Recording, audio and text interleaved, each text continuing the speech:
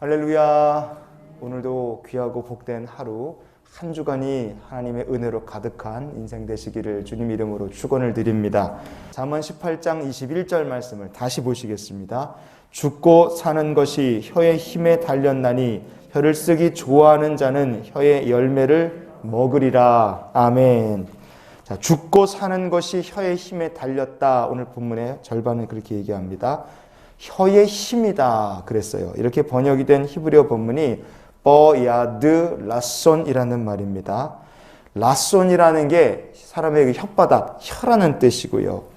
버야드에서 야드라는 말이 손이라는 뜻입니다. 그래서 혀의 힘이라는 말은 혓바닥과 손 이 두 말이 붙어 있는 단어가 버야드 라손, 혀의 힘이라는 말이에요. 왜 굳이 이런 식으로 표현을 했을까? 혀와 손이 붙어 있는 말을. 이게 어떤 의미를 가지는 것일까? 우리가 이렇게 한번 생각해 보면 이해가 좀 쉬울 것 같습니다. 군부대에 보면 가끔 높으신 분들이 시차를 옵니다. 대통령이 오시는 경우도 있고 국방장관이나 사단장이 오시는 경우도 있죠.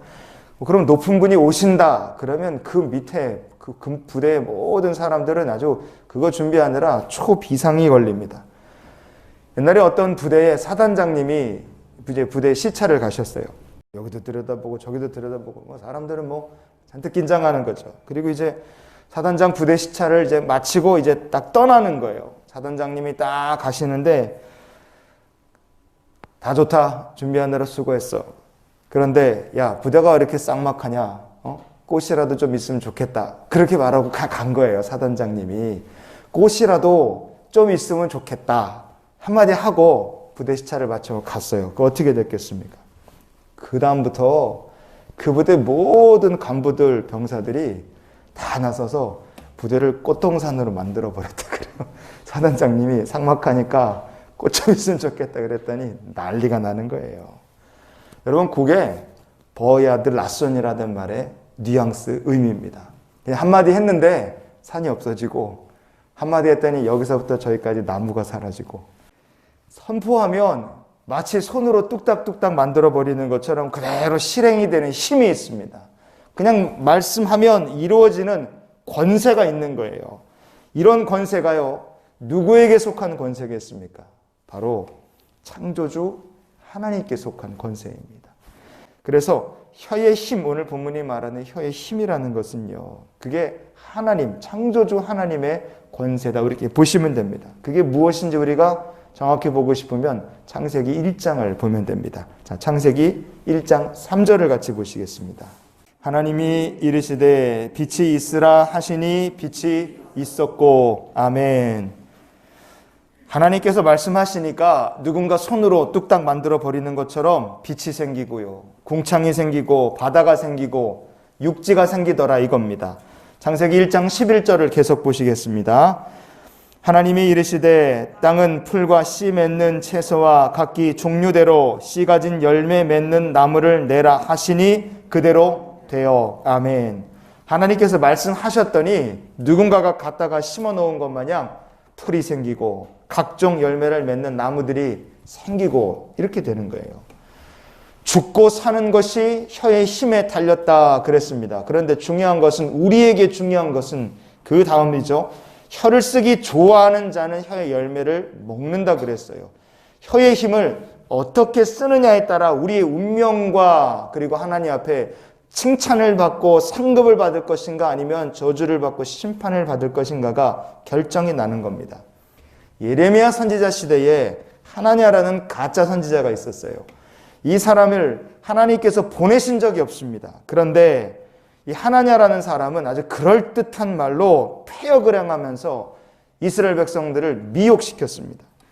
하나냐가 한마디를 하면 왕이, 이 사람은 아무것도 아닌데 왕이 그리고 백성들의 마음이 막 움직이고 흔들리는 거예요. 이 하나냐는요, 혀의 힘, 그 마음껏 자기가 부리면서 폐역을 행한 겁니다. 그래서 거짓 선지자 하나냐 때문에 이스라엘 백성들이 더 깊은 죄악의 구렁텅이로 빨려 들어갔습니다. 결국에 하나님께서 하나냐를 향하여 이렇게 선포하십니다. 예레미야서 28장 15절부터 17절까지 말씀을 같이 보시겠습니다. 선지자 예레미야가 선지자 하나냐에게 이르되 하나냐여 들으라. 여호와께서 너를 보내지 아니하셨거늘 내가 이 백성에게 거짓을 믿게 하는도다. 그러므로 여호와께서 이와 같이 말씀하시되 내가 너를 지면에서 제하리니 내가 여호와께 패역한 말을 하였음이라. 내가 금년에 죽으리라 하셨느니라 하더니 선지자 하나냐가 그해 7째 달에 죽었더라. 아멘. 하나님께서 거짓 선지자 하나냐를 지면에서 제하여 버리시겠다 선포하셨습니다. 너가 금년에 죽을 것이다. 이제 하나냐가 가짜 선지자 노릇을 그만두고 회개할 수 있는 마지막 기회를 하나님께서 주신 거예요. 하나냐는 근데 가짜 선지자 노릇을 멈추지 않았습니다. 결국 그는요, 혀의 힘을 마음껏 뽐내고 혀의 힘을 누리며 살다가 결국 사망의 열매, 심판을 열매로 받아들이게 됐어요. 하나님 말씀대로 그는 죽고 맙니다. 오늘 우리가 이 말씀을 통해서 기억해야 될 영적 교훈이 무엇이겠습니까? 우리는 창조주 하나님께 속한 피조물입니다. 혀의 힘, 즉 권능은, 권세는 하나님께 속한 것이에요. 그렇기 때문에 우리가 할 일은 피조물로서 창조주 하나님을 겸손히 섬기며 나 주를 위해 살리라. 일평생 주를 의지하며 사는 것이 우리가 해야 될 일인 줄 믿습니다. 그럼 우리가 쓰기를 좋아해야 될 혀의 힘, 그 열매는 무엇일까? 예레미야서 9장 12절 마지막으로 보시겠습니다. 지혜가 있어서 이 일을 깨달을 만한 자가 누구며 여호와의 입의 말씀을 받아서 선포할 자가 누구인고. 아멘. 여호와의 입의 말씀을 받아서 선포할 자 그랬어요. 성도가 하나님의 혀의 힘을 써야 될 방식은 바로 여호와의 입의 말씀을 받아서 쓰는 것인 줄 믿습니다. 이것이 선지자들의 사명이었고 이것이 이 세상에서 부름받은 성도로서 우리가 또한 기억하고 그리고 우리가 좋아해야 될 혀의 힘을 쓰는 방식인 줄 믿습니다. 권능의 하나님, 하나님의 권세의 말씀을 받아서 그것을 누리고 쓰는 성도가 될 수 있기를 원합니다. 그러니 오늘 우리가 이 말씀을 정리하면서 이렇게 기도하며 하루의 삶을 살았으면 좋겠습니다. 하나님, 오늘도 저희들이 하나님의 입의 말씀을 겸손히 받고 그 말씀의 권능으로 세상을 이기는 성도가 되게 하여 주시옵소서. 하나님께서 복음을 받아서 선포하며 사는 성도의 삶에 일용할 양식과 때를 따라 도우시는 은혜를 더해 주시는 복된 하루, 복된 한 주간이 될 줄 믿습니다. 기도하시겠습니다.